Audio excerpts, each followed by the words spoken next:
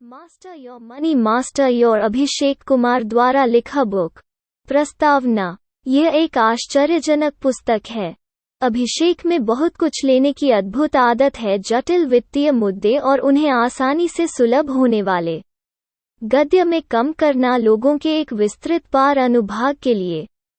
इस पुस्तक में कुछ ऐसा है जिसके लिए आम आदमी से लेकर वित्त पेशेवर तक सभी दी गई सलाह। यह पुस्तक आपके जीवन को बेहतर के लिए बदल देगी। अन्य बातों के अलावा यह होगा आपको वित्तीय सलाहकारों द्वारा उपयोग की जाने वाली रणनीति के बारे में सिखाते हैं। कितना इष्टतम निवेश रणनीतियां मार्केटिंग के हथकंडों के आगे झुकने से बच सकती हैं और एक सुरक्षित वित्तीय भविष्य सुनिश्चित करने के लिए खर्च को विभाजित करने के लाभ। मैंने हमेशा महसूस किया है कि व्यावसायिक वित्त शिक्षा पर बहुत अधिक ध्यान दिया जाता है, प्रतिमान जो आम जनता के लिए काफी हद तक अप्रासंगिक हैं।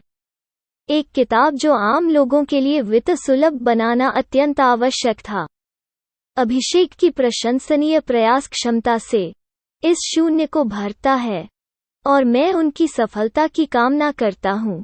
पुस्तक में कई लोगों के जीवन को बेहतर के लिए बदलने की क्षमता है और मुझे उम्मीद है कि देश भर के कई घरों में एक मानक संदर्भ बन जाता है। मैं इस अमूल्य प्रयास के लिए अभिषेक को धन्यवाद। अवनिधर सुब्रह्मण्यम। स्वीकृतियाँ। यह पुस्तक संभव नहीं होती यदि मेरी पत्नी रश्मि साथ नहीं देती। इसके निर्माण के माध्यम से मेरा पक्ष इस पुस्तक को लिखने में काफी समय हो गया है, तनावपूर्ण और अंत में मेरे लिए एक पुरस्कृत यात्रा। भावनात्मक रोलर कोस्टर ने मुझे कभी खुश किया, कभी उदास, कभी चिंता से भरा और कभी खाली समय।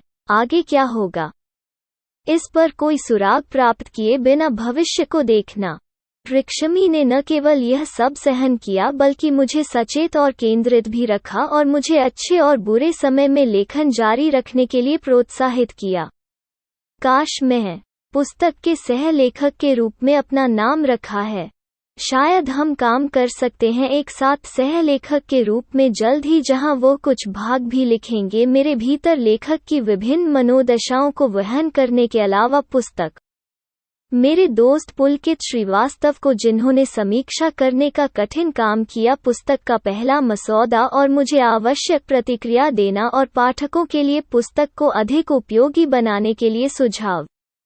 भूलने के लिए नहीं, मेरे ससुर जनक राज भाटिया को अमूल्य सुझाव देने के लिए एफ की सामग्री में सुधार करें। किताब पैसे को संभालने और प्रबंधित करने का यह उनका लंबा अनुभव था जिसने मुझे पुस्तक के कुछ हिस्सों को परिष्कृत करने के लिए प्रेरित किया जो ऋण पर केंद्रित था, उन्हें और अधिक व्यवहारिक बनाएं। और मेरे पिता अनिल कुमार को बहुत बहुत धन्यवाद, मेरे अंदर वित्तीय अनुशासन के ज्ञान को मेरे बचपन से ही पैदा कर रहा है। दिन पुस्तक में आप जिन सिद्धांतों को पढ़ेंगे उनमें से कई सिद्धांत हैं मेरे पिता ने मेरे शब्दों में छिपाया। सुंदर के लिए प्रो अवनिधर सुब्रह्मण्यम को एक बहुत ही विशेष धन्यवाद प्राकथन उन्होंने पुस्तक को लिखा है कि एक आदमी की प्रशंसा अर्जित करने के लिए प्रो सुब्रह्मण्यम की क्षमता और उपलब्धियां सर्वश्रेष्ठ में से एक हैं। पुरस्कार मैं गर्व कर सकता हूं। मैं इस अवसर पर सम्मानित प्रोफेसरों को भी धन्यवाद देना चाहूंगा और अभ्यासी जिन्होंने अपने व्यस्त कार्यक्रम से समीक्षा के लिए समय निकाला, पुस्तक और उनके प्रोत्साहन प्रदान करके इसके मूल्य को जोड़ा। अनुमोदन राम कुमार काकानी, विवेक राजवंशी, पी वेंकटेश, रमन सोंटी, सत्यव्रत जीत, शिरीष गौड़ा, सुमन सौरभ, श्रीनिधि प्रहलाद और अनुराग सिंह। आप सभी के लिए मैं तहे दिल से आभारी हूँ। अद्भुत शब्द। अंत में मैं विजडम में अपने प्रकाशक और संपादकों को धन्यवाद देना चाहता हूँ पुस्तक को वर्तमान स्वरूप में लाने के लिए। वृक्ष एक विशेष उल्लेख शोभित आर्य, क्योंकि यह उनका निरंतर मार्गदर्शन और कुहनी थी जिसने उन्हें बनाया। तैयार उत्पाद जो उसे शुरू में प्रस्तुत किया गया था उससे कहीं बेहतर है। ये था पुस्तक के मूल्य और आवश्यकता में उनका प्रोत्साहन, दृढ़ता और विश्वास जिसने मुझे फिनिशर लाइन पार करने के लिए प्रेरित किया। धन्यवाद शोभित के लिए मुझमें सर्वश्रेष्ठ बाहर लाना। मैंने आपके साथ काम करके बहुत कुछ सीखा। अभिषेक कुमार। यह सब कब प्रारंभ हुआ? वो दिन 19 मार्च 2011 था। मुझे यह तारीख स्पष्ट रूप से याद है क्योंकि इस दिन जिस दिन मैंने प्रबंधन में स्नातकोत्तर डिप्लोमा प्राप्त किया था, भारतीय प्रबंधन संस्थान कोझिकोड। एक भीषण प्रथम वर्ष के बाद और मस्ती से भरा दूसरा साल। मेरे अल्मा को अलविदा कहने का समय आ गया था। मैटर करें और कॉर्पोरेट जगत में प्रवेश करें। आईआईटी से इंजीनियरिंग की डिग्री के साथ बीएचयू वाराणसी और आईआईएम कोझिकोड से एमबीए और माई किया है। माता पिता को मेरी अत्यधिक ब्रांडेड डिग्रियों पर गर्व है। मुझे लगा कि मैं पूरी तरह तैयार हूं दुनिया को लेने के लिए। ऐसी वंशावली के साथ कॉर्पोरेट बैंकिंग में नौकरी, एक अग्रणी बैंक का विभाजन और सफल होने की गहरी इच्छा। मैंने सोचा कि मैं करूंगा कॉर्पोरेट सीढ़ी जल्दी से ऊपर उठो और बहुत जल्द मैं बना रहा हूं Jordan Belfort, the wolf of Wall Street की लीग में पैसा। ओह यार, मैं कितना गलत था। घर पर 2 महीने के संक्षिप्त अंतराल के बाद और मेरी कंपनी में लगभग 3 महीने के लिए बैंकिंग का औपचारिक प्रशिक्षण कॉर्पोरेट कार्यालय। मैं बेंगलुरु में अपने डिवीजन की क्षेत्रीय टीम में शामिल हुआ। टीम छोटी थी, बल्कि मैं इसे किसी संगठन के लिए बहुत छोटा कहूंगा जिसके पैरोल पर लगभग 40,000 कर्मचारी थे। मैं तीसरा सदस्य था टीम की और हमें सभी बड़े लोगों की क्रेडिट आवश्यकता को देखना था पूरे दक्षिण भारत के कॉर्पोरेट ग्राहक। बहुत जल्द साल बीत गया और यह मूल्यांकन का समय था। बोनस और वृद्धि। मुझे बताया गया था कि प्रबंधन प्रशिक्षु कैंपस रंगरूट आमतौर पर डिफ़ॉल्ट मिला, जिसका मतलब था कि उन्हें जज नहीं किया जाएगा बल्कि उन्हें दिया जाएगा औसत। मैं कोई अपवाद नहीं था और मुझे भी औसत रेटिंग दी गई थी। जब मैंने अपने बॉस के साथ इस पर चर्चा की तो उन्होंने कहा कि जब से मैं था विभाग केवल 6 महीने के लिए मुझे एक औसत रेटिंग देनी पड़ी क्योंकि वे मेरे प्रदर्शन को आंकने के लिए पर्याप्त डेटा नहीं था। मैंने उससे कहा कि यह मुझे बेहतर मूल्यांकन करने के लिए और अधिक समझ में आया क्योंकि मैंने वही किया था। एक सामान्य अनुभवी व्यक्ति 1 वर्ष में कितना काम करता है, वो नहीं सुनी और मुझे यह विचार खरीदना पड़ा कि शायद यह बैंक का था परिसर में भर्तियों को डिफ़ॉल्ट मूल्यांकन सौंपने की नीति और कोई नहीं था आगे इस पर चर्चा करते हुए। अगले वर्ष मैंने कड़ी मेहनत की। मेरा मतलब वास्तव में कठिन है। मैं जाने के लिए इस्तेमाल किया मौजूदा और नए दोनों सौदों पर जल्दी और देर से काम करना। मैंने सोचा शायद प्रबंधन मेरे काम पर ध्यान देगा और स्वीकार करेगा। यह एक बेहतर मूल्यांकन, बेहतर बोनस और बेहतर वृद्धि के साथ है। यह अतिरिक्त प्रयास से अनुमोदन और प्रशंसा प्राप्त करने की मेरी व्यक्तिगत इच्छा अधिक थी। वरिष्ठ प्रबंधन के रूप में मैंने यह मान लिया था कि इससे मुझे छलांग लगाने में मदद मिलेगी मेरे भविष्य। लेकिन फिर परिणाम वही था, औसत। इस बार मैं था शिखा गिरना। मुझे समझ नहीं आया कि मुझे अपने में सफल होने के लिए क्या करना चाहिए था। करियर शायद सिर्फ मेहनत ही काफी नहीं है, मैंने खुद से सोचा। के लिए यह मुझे एक चौंकाने वाला एहसास था जिसे उठाया गया क्योंकि मुझे विश्वास था कि इनाम आया था उन लोगों के लिए जिन्होंने अपने माथे के पसीने से अपना जीवन यापन किया। बाद में अपने कुछ मित्रों और सहकर्मियों से परामर्श करके मैं समझ गया कि ऊपर जाना है कॉर्पोरेट सीढ़ी में। मुझे सही जगह पर होना था, सही तरह का करना काम जो आसानी से शीर्ष प्रबंधन द्वारा पहचाना जाएगा। और मेरे पास था मेरे मालिक और उसके तत्काल मालिक की अच्छी किताबों में रहने के लिए। अब मेरे लिए सबसे बड़ी चुनौती आई क्षेत्रीय में स्थित होने के नाते बेंगलुरु में कार्यालय। व्यवहारिक नहीं तो ये सभी चीजें मुश्किल लगती थीं, असंभव था क्योंकि मेरे विभाग के सभी प्रमुख मुंबई में स्थित थे।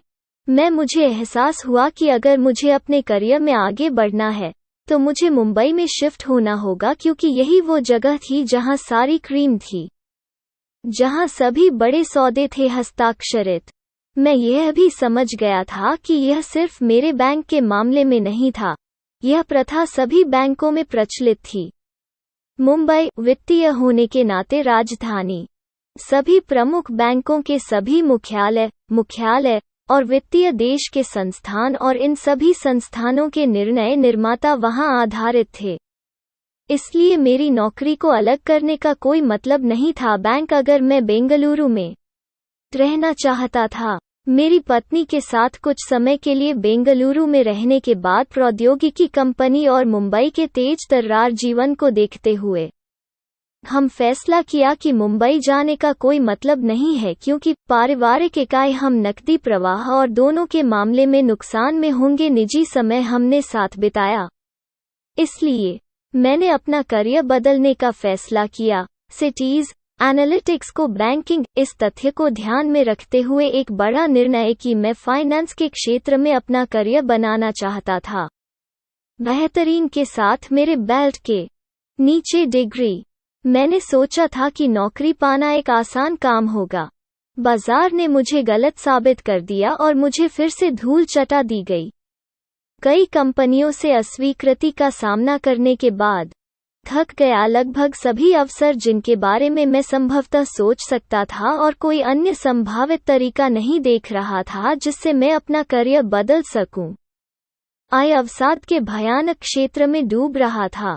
मैं नीचे लाया। मेरे पैतृक शहर में फोन कॉल की आवृत्ति खोने का डर शुरू हो गया। मेरी नौकरी और ऑफिस कॉल्स को आशंकित रूप से लिया, यह सोचकर कोई मुझे उन गलतियों के लिए डांटेगा जो मैंने मान लिया था कि मैंने की थी। जब मैं सोचता था कि मैंने खुद से क्या गलती की है, या अन्य जिनके लिए मैं उस तरह से पीड़ित था जैसा मैं था। ऑफिस जा रहे हैं दर्दनाक रूप से कठिन होने लगा, और हालांकि मैंने इसके साथ ईमानदार होने की कोशिश की, मेरा काम अपनी भावनाओं और दर्द को छुपाते हुए नौकरी छूटने का डर था मेरे लिए ढोने के लिए बहुत भारी हो रहा है। तो एक अच्छा दिन मैंने फैसला किया, मेरे पास कोई अन्य नौकरी का प्रस्ताव न होने के बावजूद अपना इस्तीफा सौंप दे। उस समय इस्तीफा देने का फैसला मेरे जीवन के महत्वपूर्ण मोड़ों में से एक था। प्रथम, सबसे बढ़कर मुझे राहत की अनुभूति हुई कि मुझे उस नौकरी में नहीं होना था जो मेरे पास थी। लगभग नफरत करने लगा। नौकरी से मुक्त होने की खुशी थी, कुछ ऐसा जो मैंने अपने पेशेवर के पिछले 2 वर्षों में कभी महसूस नहीं किया था। जिंदगी। दूसरा, मुझे अपने क्षेत्रीय प्रमुख के साथ बातचीत करने का अवसर मिला। व्यक्तिगत स्तर पर विभाग, मैंने उससे उस 1 घंटे में क्या सीखा। चर्चा ने मेरे नौकरी, पैसे और जीवन को एक के रूप में देखने के तरीके को बदल दिया। पूरे उन्होंने कहा, अभिषेक, दुनिया भर में बहुत कांटे हैं। अपने आप को सुरक्षित रखने के लिए आपके पास 2 विकल्प हैं। या तो तुम झाड़ू उठाओ और कांटों को साफ करना शुरू करो, या तुम एक बूट पर रखो और सुरक्षित रूप से चलो। चुनाव तुम्हारा है। और मैंने क्या किया? मैंने बूट पहनना चुना, और तब से फिर मैंने खुद पर काम करना शुरू किया। खुद को मजबूत बनाया ताकि मैं कर सकूं किसी भी नकारात्मक बाहरीता का सामना करना पड़ सकता है जिसका मुझे भविष्य में सामना करना पड़ सकता है। मैंने अपनी क्षमताओं को विकसित करना शुरू कर दिया जो मुझे सभी के माध्यम से आगे बढ़ने में मदद करेगी। जीवन के कुंड और शिखर, मैं उनका आभारी हूं और दिल से व्यक्त करता हूं। जीवन को और अधिक जीने के लिए मुझे अपना ज्ञान और ज्ञान प्रदान करने के लिए आभार। अर्थपूर्ण रूप से फिर एक दिन सौभाग्य मेरे पास आया। उस पर क्यों दिखाई दिया मेरे जीवन में पल जब वे करते हैं तो अच्छी चीजें क्यों होती हैं? मैं वास्तव में पता नहीं। मेरे लिए यह जीवन के रहस्य का हिस्सा है। वैसे भी मेरी भलाई किस्मत तब आई जब मैं एक किताब की दुकान पर गया और मेरी नज़र किताब पर पड़ी, नेपोलियन हिल द्वारा थिंक एंड ग्रो रिच। मैंने इसे खरीदा, इसे पढ़ा और फिर इसे फिर से पढ़ा। और जब मैं किताब पढ़ रहा था, मैंने नेपोलियन हिल की कल्पना की थी मेरे पास बैठे और मुझसे उस ज्ञान के बारे में बात कर रहे थे जिससे उसने सीखा था। हेरा की दुनिया के सबसे कुशल और सफल लोगों में से 500 हेनरी फोर्ड से थियोडोर रूजवेल्ट से लेकर थॉमस एडिसन तक अपने समय के ग्रह पर सबसे अमीर और सबसे शक्तिशाली व्यक्ति एंड्रू कार्नेगी। किताब मेरे लिए आंखें खोलने वाली थी। इसने मुझे अवधारणा से परिचित कराया, धन और समृद्धि का, और मुझे इस बात का एहसास कराया कि मेरे को बदलकर दृष्टिकोण मैं अपने जीवन को जिस दिशा में चाहता था उसका मार्गदर्शन कर सकता था।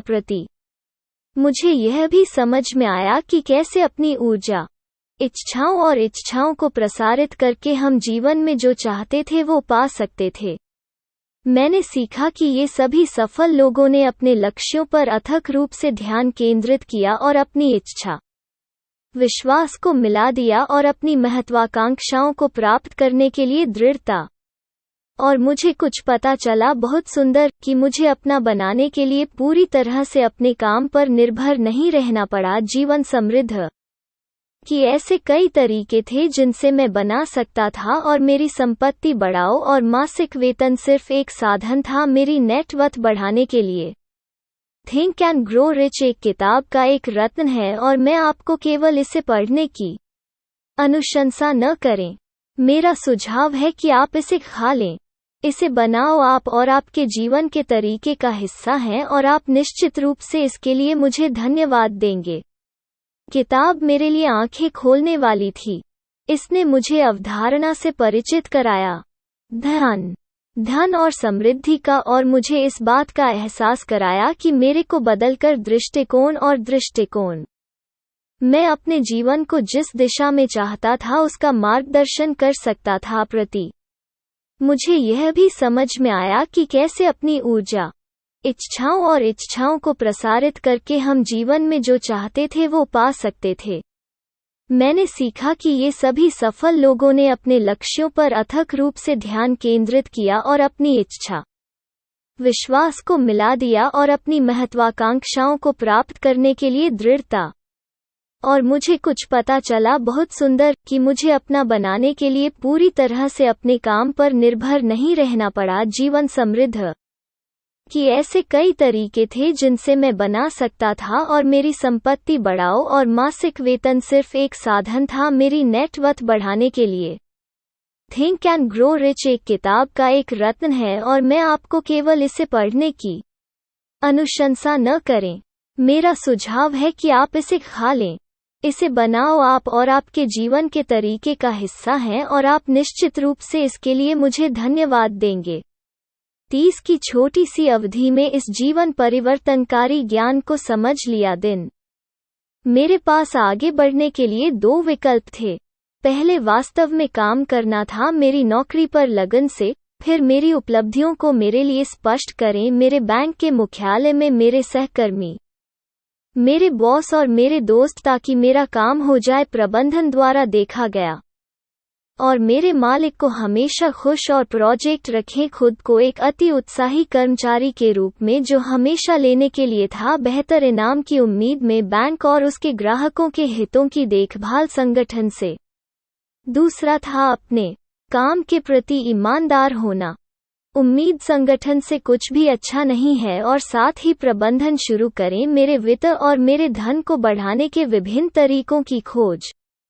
मैंने दूसरा विकल्प चुना। मैंने ऐसा क्यों किया? क्योंकि तब तक मेरे पास मुझे एहसास हुआ कि मैं और अधिक प्राप्त कर सकता हूं जब मैं खुद से अधिक की अपेक्षा करता हूं, दूसरों से अपेक्षा करने के बजाय।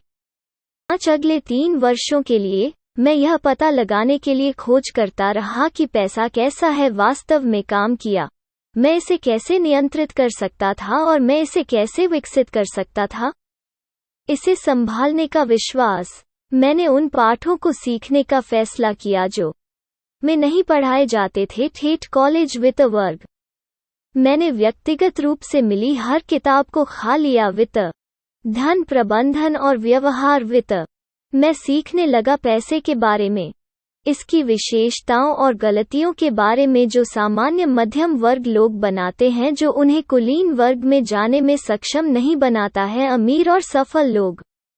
इसके अलावा मुझे विभिन्न के बारे में पता चला, धन और धन के बारे में मिथक जो हमारे वर्तमान में लोकप्रिय हो गए हैं, संस्कृति और जो सबसे अधिक साक्षर द्वारा भी अभ्यास की जा रही है, और शिक्षित जन। इस खोज ने मुझे वास्तव में असहज जगह पर ले जाया। माई दर्पण। इससे मुझे एहसास हुआ कि मेरे पैसे की समस्याएं, चिंताएं और कमी बड़े पैमाने पर शुरू हुआ और उस व्यक्ति के साथ समाप्त हुआ जिसका प्रतिबिंब मैंने अपने में देखा था। दर्पण वो था मैं।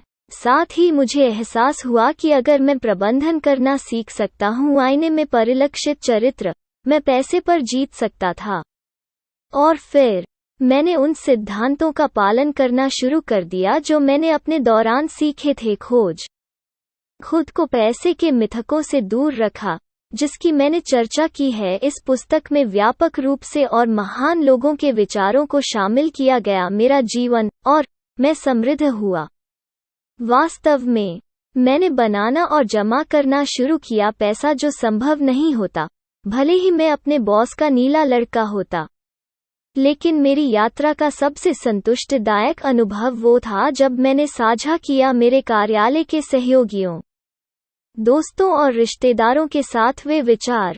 हालांकि जब मैंने इन लोगों के साथ विचारों पर चर्चा करना शुरू किया, तो मुझे एहसास हुआ कि अधिकांश हम में से जिस तरह से हमारे पास है, उसके कारण खुद की मदद करने का कौशल नहीं है लाया गया और सिखाया गया कि स्वार्थी होना सबसे बड़े पापों में से एक है। आप कभी भी प्रतिबद्ध हो सकते हैं। मेरे लिए खुद का होना और अच्छा करना नहीं है अपराध। यह एक गुण है, क्योंकि जब तक आप स्वयं की सहायता नहीं करेंगे, तब तक आप दूसरों की मदद करने में सक्षम नहीं होना। याद रखें, एक खाली जग नहीं बुझा सकता लोगों की प्यास। मेरी पहली किताब द रिचेस्ट इंजीनियर मेरे ज्ञान का परिणाम थी, उन कठिन वर्षों में हासिल किया, और उस ज्ञान को फैलाने की मेरी इच्छा बड़े पैमाने पर लोगों को पैसे और उसके नियमों के बारे में। यह पुस्तक उन सभी सुप्त आत्माओं के लिए जागृति का आह्वान थी जो इसे अपने जीवन में बड़ा बनाना चाहते थे लेकिन आगे बढ़ने के बारे में पर्याप्त आश्वस्त नहीं थे। किताब ने उन्हें जीतने की उम्मीद है और इससे उन्हें कार्रवाई करने और जीत का दावा करने का कारण बना, उनके वित्तीय संघर्ष और चिंताएं। और वास्तव में जीतने के लिए ईमेल देश भर के पाठकों से मिल रहा है। बस एक प्रशंसा पत्र की सबसे अमीर इंजीनियर ने एक छोटी लेकिन महत्वपूर्ण भूमिका निभाई है उनके जीवन को बदलने और उन्हें एक निश्चित दिशा देने में भूमिका जिससे वे अपनी आर्थिक आज़ादी की नाव चला सकें। यह मेरी वर्तमान पुस्तक पुराने ज्ञान को वापस लाने का एक और प्रयास है जो आजकल की भागदौड़ भरी जिंदगी में खो गया लगता है। ज्ञान और इस पुस्तक में जो ज्ञान दिया गया है वो मेरा नहीं, वरन सब महान लोगों का है। लेखक, विद्वान, प्राध्यापक जिन्होंने इसका काफी हिस्सा खर्च किया है, उनका जीवन इस ज्ञान को एकत्रित और एकीकृत करता है जिसका उपयोग किया जा सकता है किसी को भी अपने जीवन का उत्थान करने के लिए। मैं यह दावा नहीं कर सकता कि में लिखी गई सभी सामग्री यह किताब पूरी तरह से मेरी है। मैंने इनमें से कुछ लोगों से विषय सीखा है, दुनिया के बेहतरीन वित्त प्रोफेसर।